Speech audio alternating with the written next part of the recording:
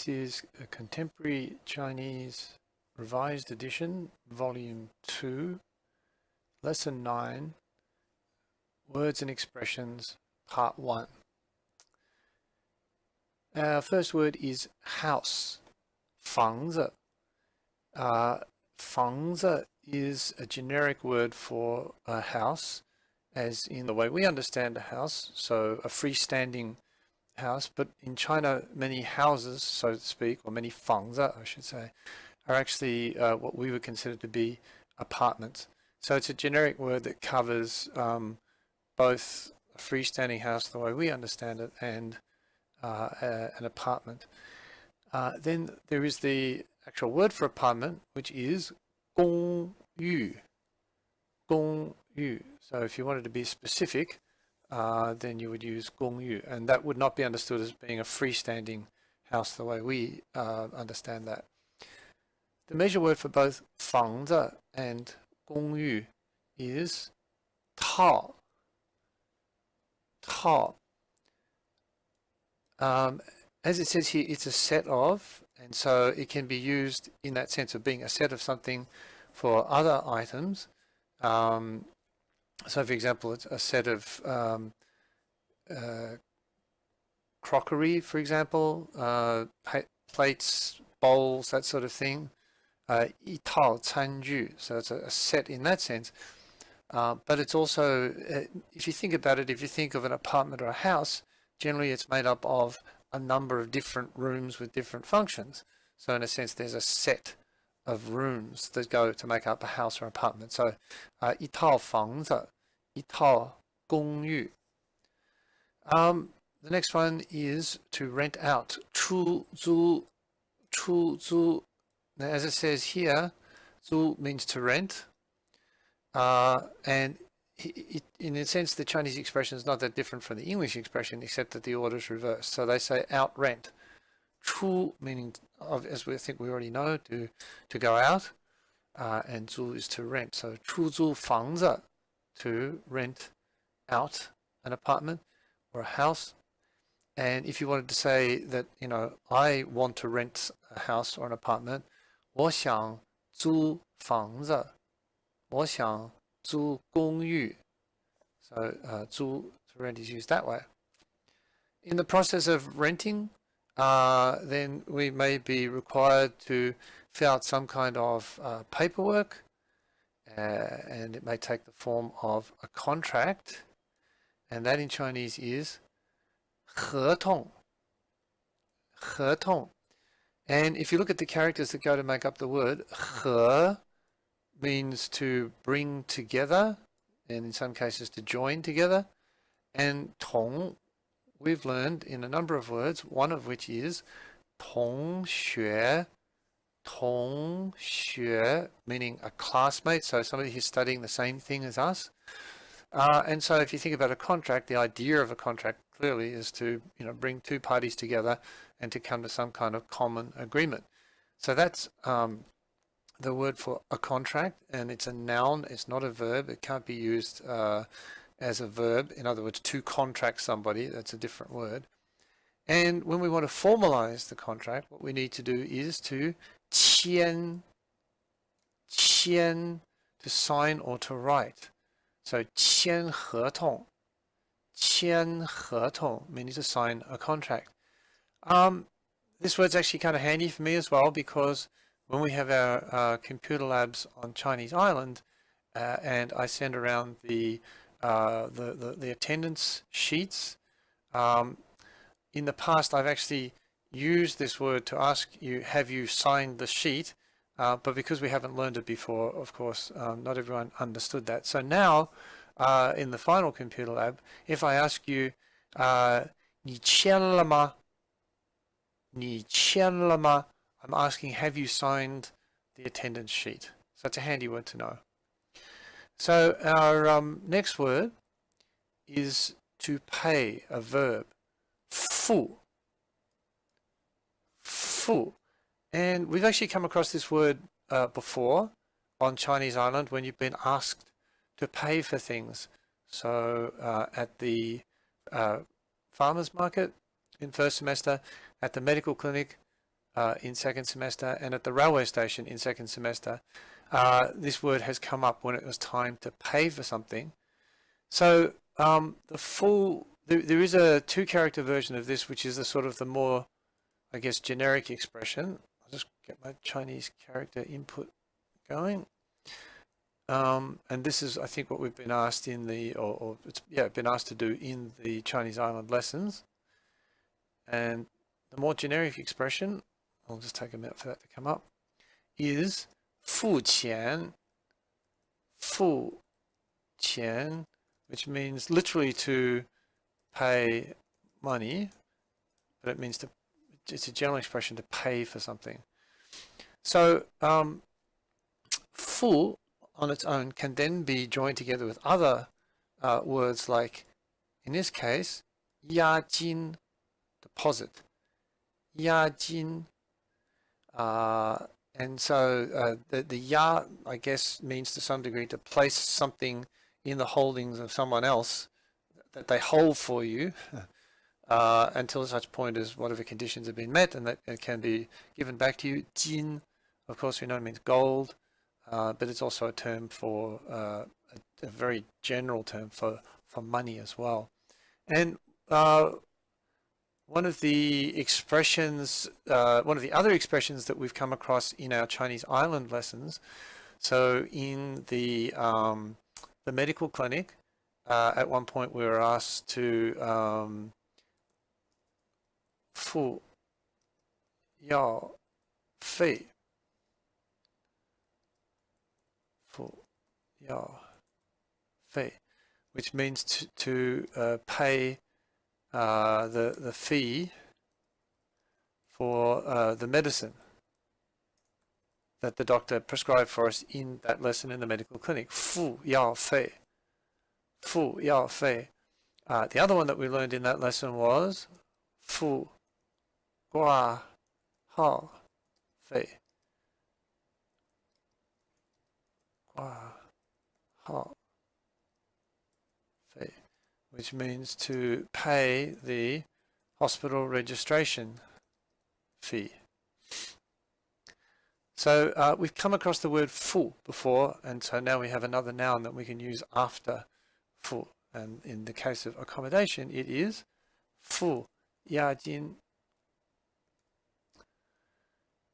So moving on to our next word. So we then go on to number 9. So 带,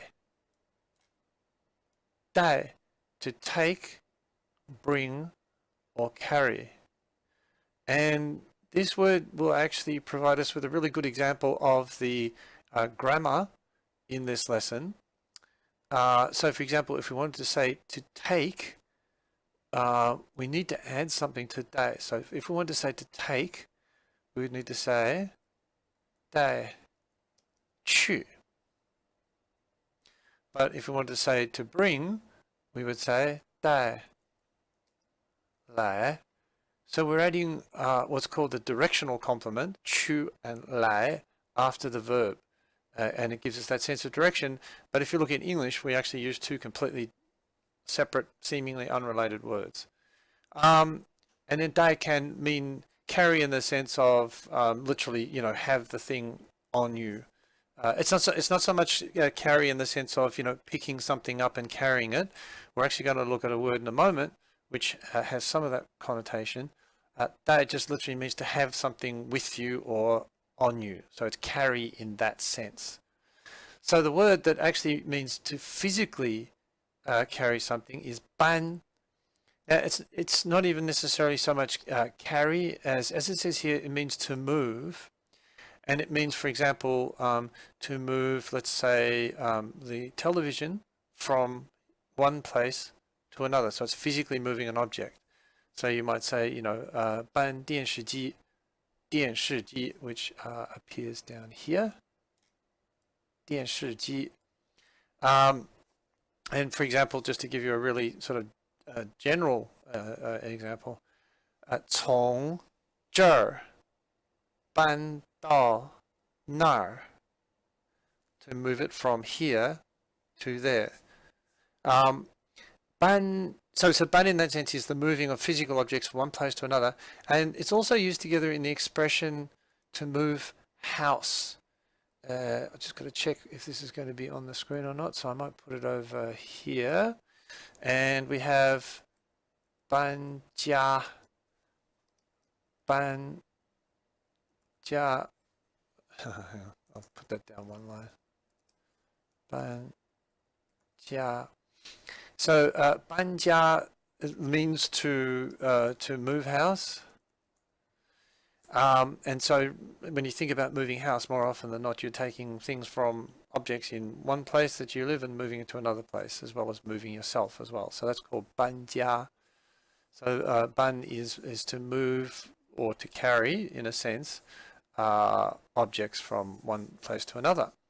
The next one we have is to exercise or to do physical training.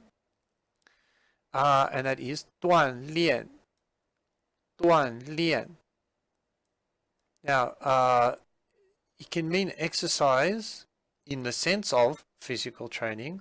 So when you want to be very clear about that, you want to literally say, you know, I exercise every day. You would say, 我每天锻炼, and then we'd add a word, 身体. 我每天锻炼身体.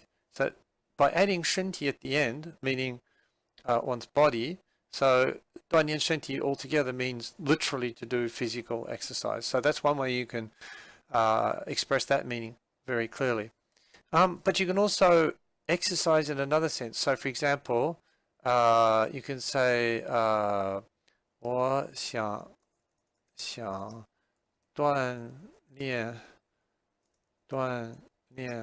我的口语.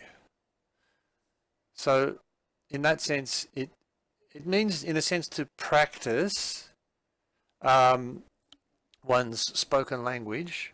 锻炼我的中文口语. But it means practice more, not so much in the sense of, you know, you sitting at home just practicing on your own. It means using it more in sort of like a real life scenario where things are a lot less certain than, say, you know, a set practice in the classroom or at home. So it means to sort of exercise oneself in that sense, that you're learning to deal with a real situation. So 锻炼我的口语, 锻炼我的听力. Often that's one of the hardest things for us as non-native speakers to master, is our listening comprehension. So by, you know, watching the television or talking to native speakers, we have to put in a lot of effort to try and understand what's being said. And so by deliberately going and seeking out those opportunities, we can say that we are 锻炼听力. And often as a result of that, this happens. 累. So it's an adjective describing some characteristic of our current state. So you can say 我很累. 我很累. I'm very tired.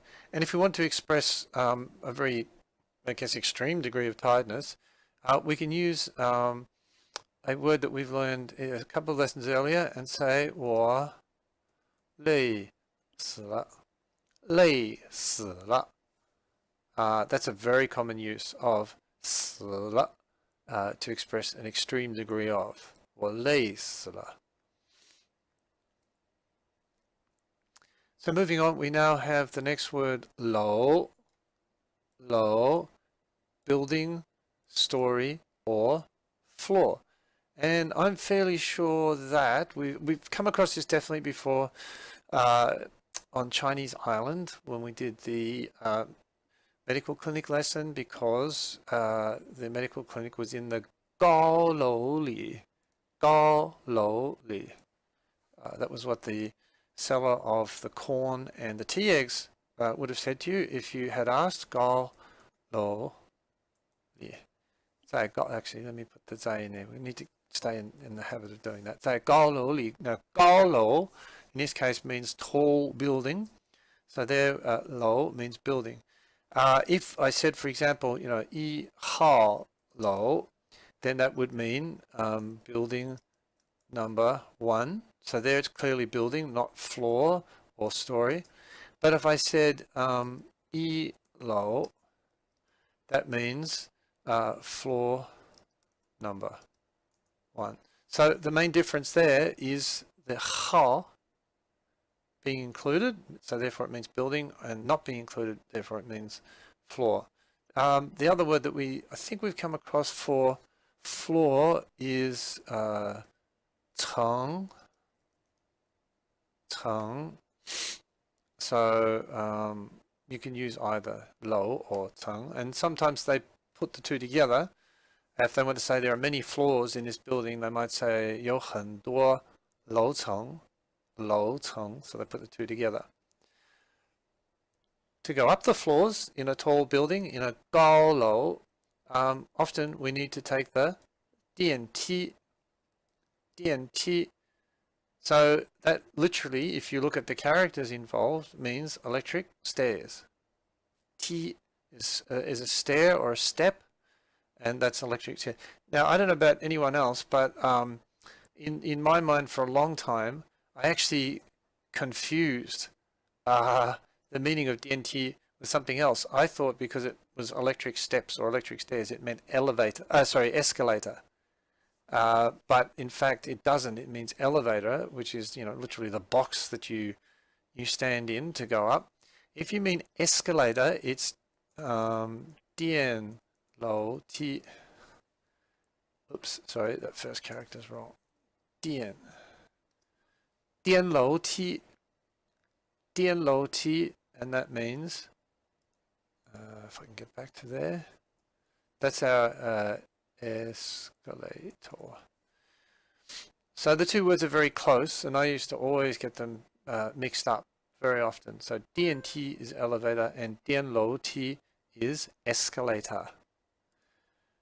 电视机 I mentioned just before, and one of the things that I like about Chinese vocabulary is often their technical words. So, you know, if you look at 电梯 and 电视机, 电冰箱, 洗衣机, they're very practical. They call a spade a spade. In other words, a television set is electric vision machine. A refrigerator is an electric ice box. I guess, you know, washing machine, well, I mean, the English is fairly clear, but the Chinese is even more literal. It's literally wash clothes machine. And you'll find with a lot of technical terminology in Chinese. So if you ever get to work in an area where you need to use your Chinese for technical things, you'll find the vocabulary actually is not hard to learn because it is very literal. So we've got 电视机, 电冰箱 for a refrigerator, and 洗衣机